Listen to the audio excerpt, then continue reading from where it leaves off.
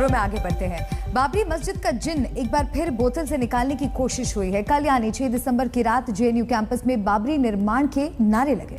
आपको बता दें कि अयोध्या में विवादित ढांचा गिराने की बरसी पर कल जेएनयू छात्र संगठन ने कैंपस में प्रोटेस्ट मार्च निकाला। प्रोटेस्ट मार्च के दौरान बाबरी मस्जिद को फिर से बनाने के लिए नारेबाजी की गई और बस इस मुद्दे पर अब नई राजनीति शुरू हो गई है।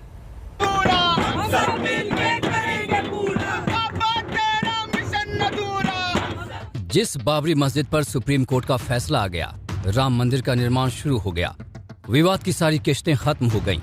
उसी बाबरी पर विवाद का नया अध्याय खोलने की एक कोशिश हुई है। जवाहरलाल नेहरू विश्वविद्यालय के परिसर से रात के अंधेरे में बाबरी मस्जिद निर्माण के नारे लग रहे हैं। लेफ्ट विंग के छात्र संगठनों ने बाबरी मस्जिद विवाद को फिर से आग दिखाई है। बुझ चुकी लौ में घी डालकर फिर से विवाद को धक्काने का प्रयास किया है। बात है कि बाबरी मस्जिद को जिस तरीके से एकदम एक कॉन्सेंट्रेटेड प्लान तरीके से तोड़ा गया, दूसरा एक मूवमेंट उसके इर्द गिर्द चलाया गया था वीएचपी, बीजेपी, आरएसएस द्वारा कि बाबरी मस्जिद को तोड़ा जाए। और आज के समय पे हम लोग जो स्लोगन सुन रहे हैं कि बात बाबरी तक सिर्फ नहीं है, बात है आने वाले समय में वो लोग जिस तरीके से बोल रहे हैं कि काशी भी है, मथुरा भी है, तो ये एक जो सांप्रदायिक जो माहौल है उसको ख़राब करने की पूरी कोशिश फिर से किया जा रहा है। एक स्लोगन दिया गया था, नहीं सहेंगे हाशिमपुरा, नहीं सहेंगे दादरी, फिर बनाओ फिर बनाओ फिर बनाओ बाबरी।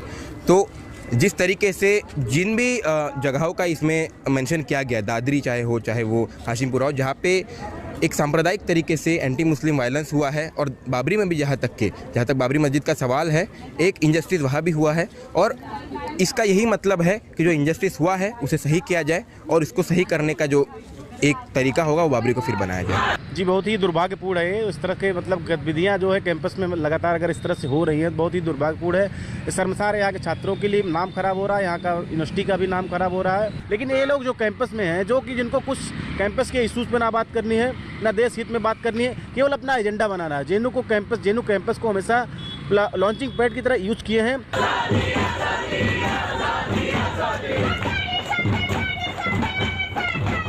ये जेएनयू से निकली आवाज है।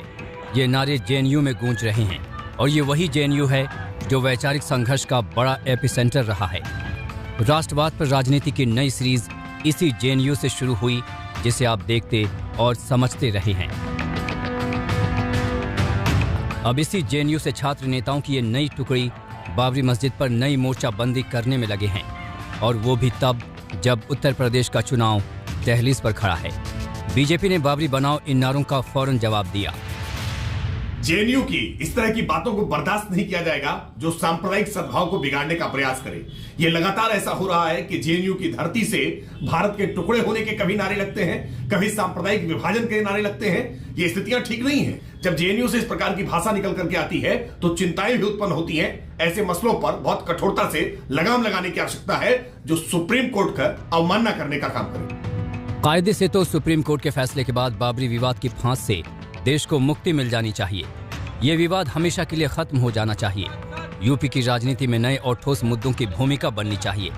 लेकिन बाबरी विवाद शायद इतनी जल्दी राजनीति के ज़हन से जाने वाला नहीं है। जेएनयू और विवादों का कोई नया नाता नहीं है, बहुत पुराना नाता है। इसके कुछ दिन पहले भी राम के नाम पर एक फिल्म को रिलीज करने से जेएनयू प्रशासन ने मना किया था। बावजूद इसके जेएनयू छात्र संघ के लोगों ने फिल्म को रिलीज होने दिया। लेकिन अब ये जो नया नारा जेएनयू से निकला है 6 दिसंबर को कि बाबरी मस्जिद दोबारा बनाओ, इसको लेकर एक नया विवाद पैदा हो गया है। कैमरामैन जियाउद्दीन के साथ अरविंद ओझा, दिल्ली आज।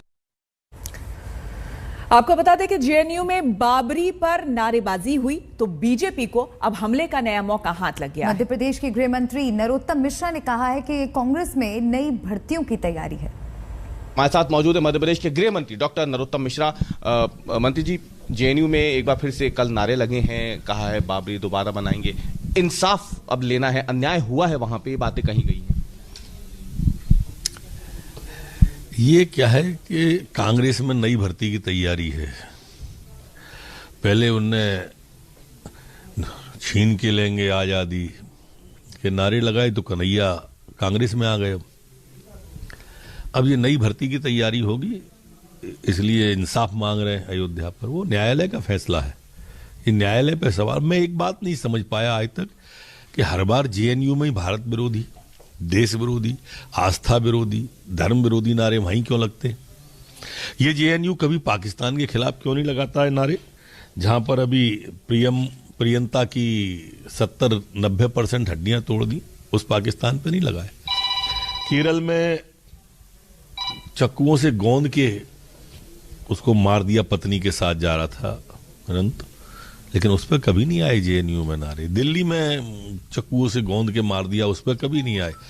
लेकिन जैसे ही भारत के आस्थाओं का प्रश्न आता है, बहुसंख्यकों की आस्था का प्रश्न आता है, जेएनयू प्रारंभ हो जाता है। 6 तारीख को नारे सिर्फ इसी कॉलेज में लगते हैं देश में, और कहीं नहीं लगते। ये सरकारी पैसे से जो जनता की गाड़ी कमाई से जो निःशुल्क शिक्षा, निःशुल्क भोजन चल रहा है, इस पर विचार करना चाहिए। यूपी चुनाव में किसी न किसी शक्ल में मंदिर मस्जिद का सवाल सुलग ही जाता है। बीजेपी के योद्धा राग मथुरा अलापते हैं तो समाजवादी खेमे से आज भी बाबरी की गूंज सुनाई दे जाती है। आपको बता दें कि समाजवादी पार्टी के सांसद शफीकुर रहमान ने भी बाबरी मस्जिद पर विवाद का राग छेड़ा है। रहमान साहब ने फेसबुक पर एक पोस्ट शेयर किया और बाबरी को पीढ़ियों तक ना भूलने की बात कही।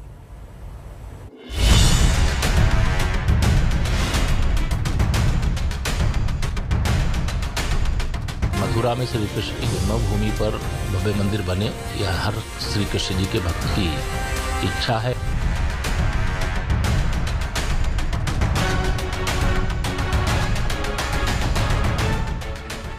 इस वक्त यूपी का इलेक्शन है। इलेक्शन में उनके सामने उनके जीत के लिए कोई मुद्दा दिखाई नहीं दे रहा।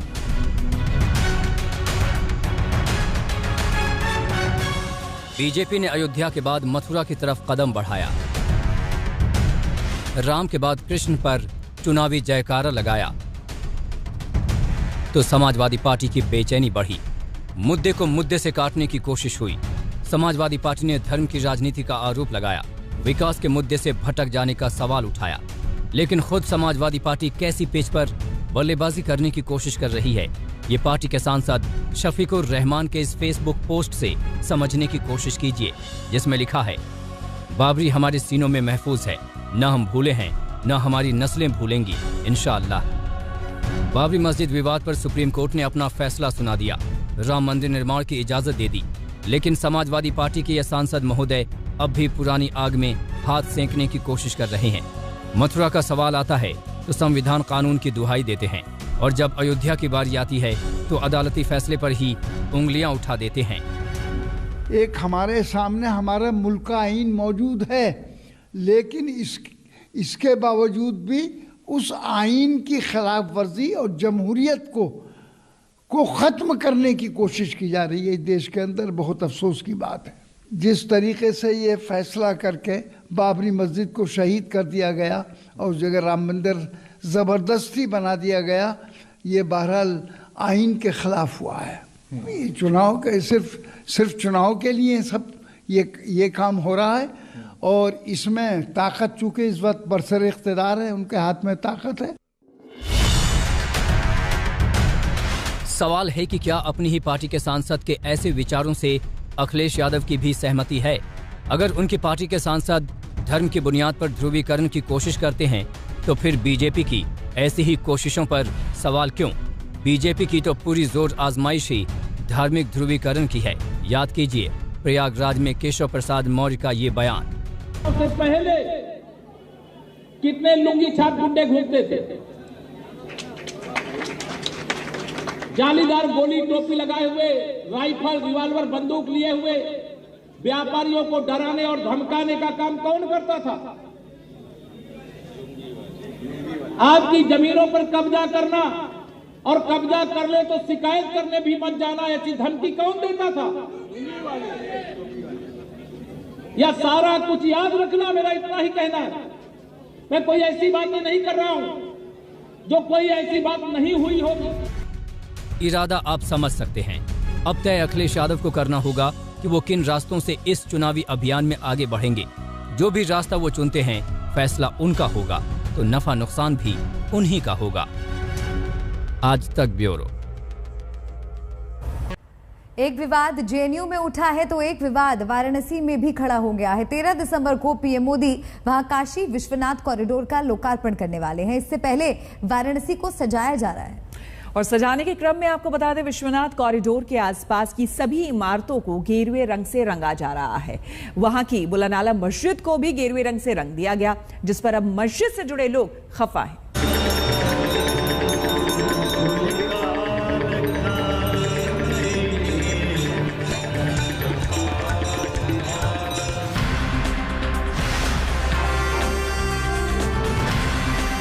अयोध्या में राम मंदिर का निर्माण तेजी से आगे बढ़ रहा है। मथुरा में कृष्ण मंदिर के निर्माण की मांग तेजी से उठ रही है।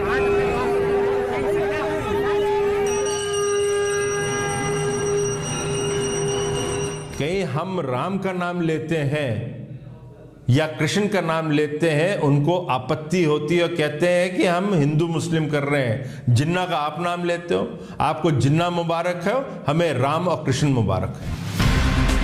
और अब काशी में बाबा विश्वनाथ मंदिर की पूरी तरह काया पलट कर दी गई है। बाबा विश्वनाथ मंदिर का ये भव्य रूप आप जल्द ही सहजता से देख पाएंगे।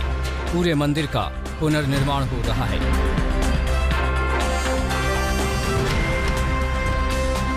बल्कि यूं कहें कि आप शायद पहचान ही न पाएं कि ये वही बाबा विश्वनाथ का मंदिर है, जहां तक पहुंचना भी मुश्किल का काम होता था।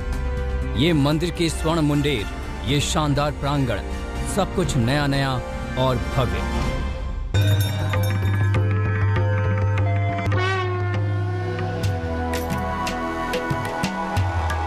तेरह दिसंबर की तारीख भी तय है, जब पीएम मोदी वाराणसी आएंगे और बाबा विश्वनाथ मंदिर का लोकार्पण करेंगे। और ये सब तब हो रहा है जब यूपी में चुनावी अभियान तेजी से जोर पकड़ रहा है और बीजेपी मंदिर के एजेंडे पर मजबूती से पांव जमाने की कोशिश में लगी है।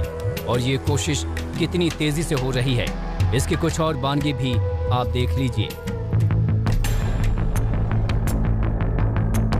तो मंदिर गेरुआ, मस्जिद गेरुआ, कॉलेज गेरुआ, दुकानें गेरुआ, वाराणसी गेरुआ हो गई है।